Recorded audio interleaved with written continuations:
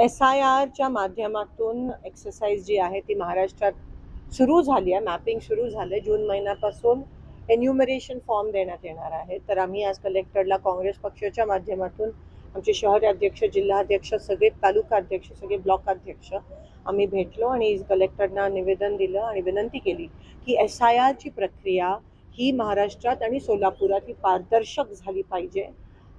BLOज जे आहेत त्यांनी कोणत्याही दबावाखाली जो गव्हर्नमेंट जो ऑफिसर नेमणार आहे, जो घरोघरी जाणार आहे, कोणत्याही सत्ताधारी पक्षाकडून कोणत्याही दबावाखाली न येता त्यांनी पारदर्शकपणे ही कामं हे SIR घरोघरी जाऊन केलं पाहिजे.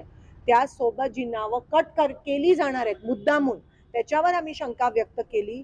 त्या नावाची पण यादी आम्हाला प्राप्त झाली पाहिजे. तुमच्या माध्यमातून मी सर्व मतदारांना विनंती करते की हे जे BLOज आहेत ते तुमच्या घरी एकदा नाही 3दा येणार आहेत.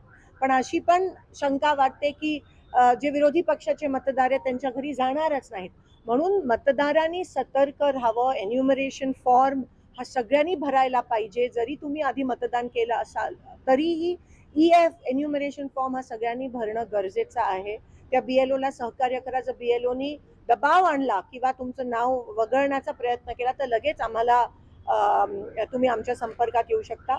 पण सगळ्या मतदारांनी ह्या बाबतीत सतर्क राहणं, दक्षता घेणं महत्त्वाचं आहे. आणि BLOज आणि कलेक्टरना विनंती करते की कोणत्याही दबावाखाली न येता ही प्रक्रिया अतिशय पारदर्शकपणे झाली पाहिजे.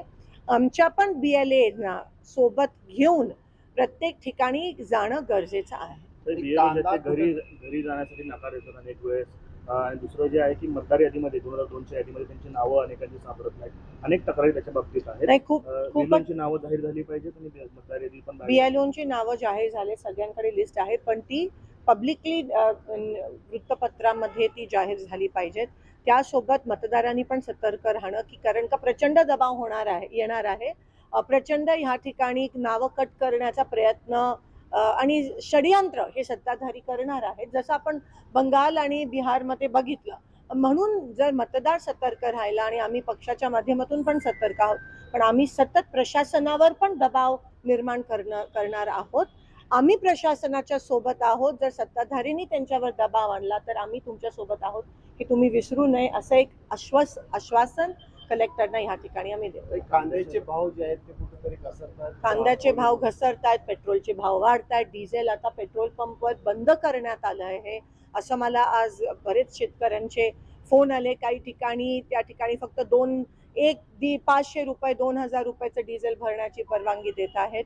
त्यासोबत खत पण त्या ठिकाणी बंद शेतकऱ्यांना मिळत नाहीये.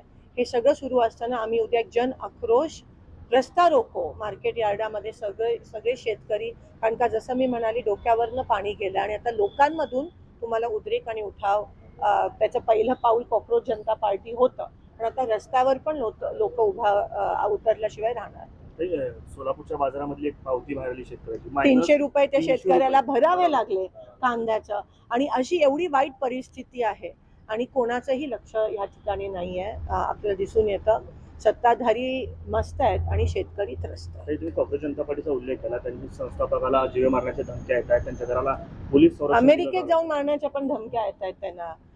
आणि तुम्ही बघू शकता की कोणत्याही प्रकारचा विरोध झाला की हे लोक कसे वागतात आणि अहंकारी किती झाले त्याच्यावरून कळतं.